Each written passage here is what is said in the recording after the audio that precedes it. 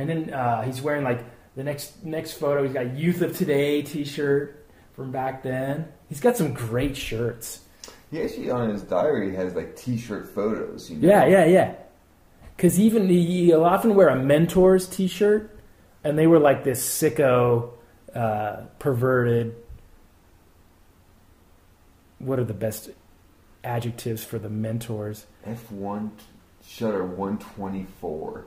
So random. Yeah. 620. 1275. Like crazy. What a crazy device. Yeah. I mean, no limits. It doesn't need to follow in any parameters. It does what it wants to do. 708? Like, whoa. And what's the difference between 620 and 708? You know, like, I wonder what the closest numbers would be. Like if there's like a 124 and then a 125, you know, if it's getting that crazy. That's why I've totally got to buy the next iPhone every time it comes out, because instead of buying a camera, I'm just buying another phone because, you know, it's that much better.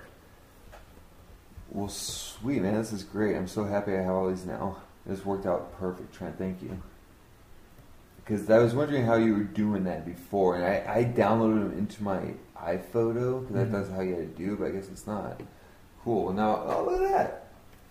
Nothing? Now I have only a few. Do you back this up?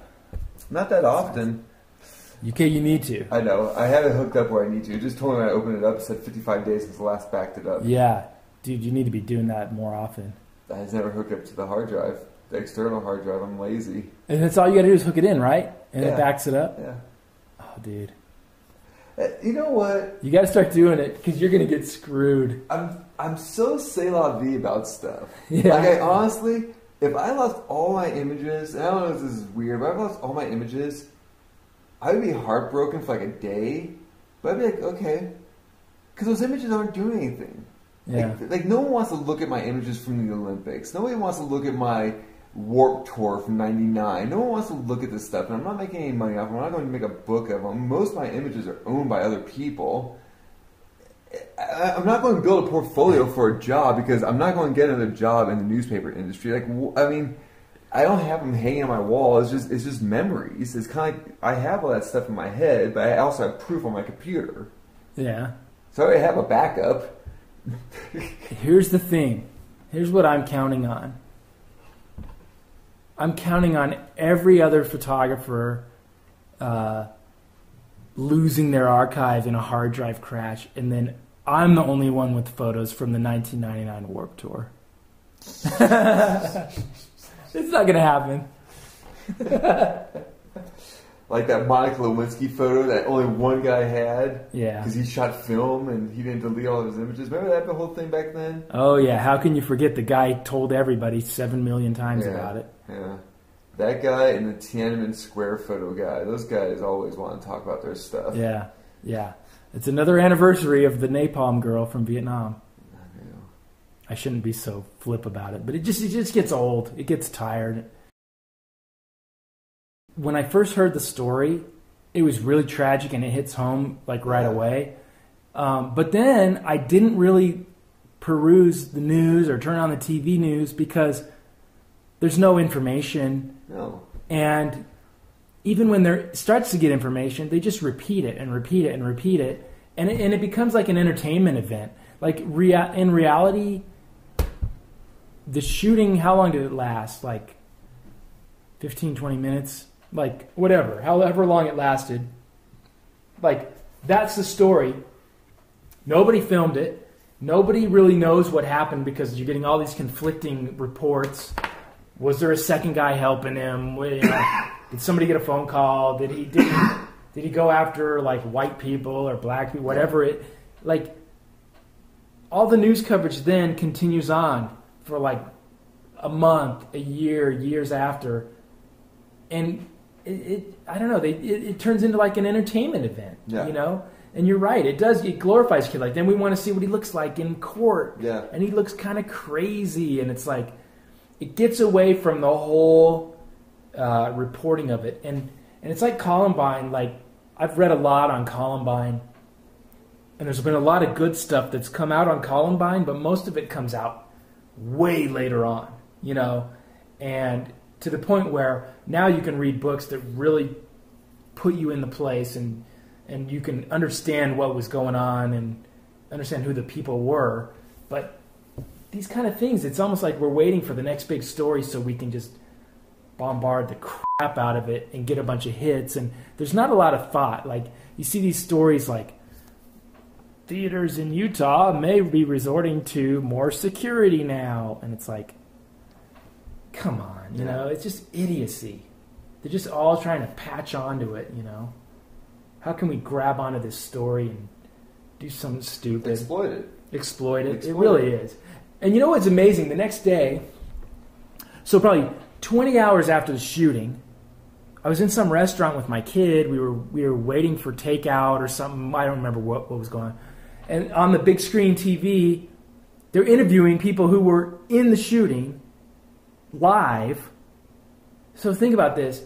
You're in a shooting at midnight. You're on TV being interviewed all day long up until like 6 p.m. the next day. You're still coming back to do another interview on live TV. I'd be out of there. Yeah.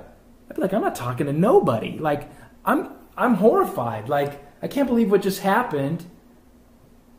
I don't know that I would stick around and do a bunch of interviews. Like, because what are those interviews doing, you know? Different generation. I think it's definitely the me generation to the fullest. And like, that's just a perfect example. I mean, it's a tragedy, but man, just seeing like these newspaper people just like salivating. Now we got some hits, you know? Yeah, yeah. And, you know, it's kind of funny when I used to joke about it, like, you know, when you're leaving it for a newspaper assignment and your editor goes, hope for the best. And in my mind, it's like, hope for the best. Like, it'd be like a crash or something, like a car crash or a fire. Like, hope for the best. And you know what they're saying is like, but you really want the worst. Like, hope the fire is like tearing this place down. Hope this car crash has 10 people. You know, it's just like, it's kind of extreme, but it's true. You know, I mean, it's sad, but it's true. You know, fucking notes for plant. Like, here's 2 photo projects I've had for like, I've done even history lines on this one. I haven't even done anything about it. Like, I just have notes of projects. I wish I had more. I wish I don't know. I wish I had a guru that would just tell me to do a project. I mean, I have the ideas. I need to do my zine though. The zine, yeah, you do. The zine is the major thing. The zine, get some collectible cards going. The collectible cards is all up your alley. Actually, I'm all over that, man. I like the idea of the trickstergod books though. I think you need to start making some money off trickstergod. Yeah, I'm on it. Did you see I sorted everything out? Yeah, definitely. You shot me a text, you shot me a tweet or something, and then I looked at it. Oh, nice. Dude, he's like Mr. T. His head just grows upward. He's like a mohawk. He's got like a Bluetooth implant. Totally. Dude, what if you had a Bluetooth implant in your fish and you could sit here with a joystick and drive it around? You know what I want to do? Actually, I want to put a hero camera here. Yeah. And just do like old school analog type of a website where it's a goldfish camera and people could just watch him all day. You just get like a cheap webcam for $50. Set it right here, hook it up to an old computer, and just have it broadcasting out. Yeah, Ustream or whatever. People would dig that.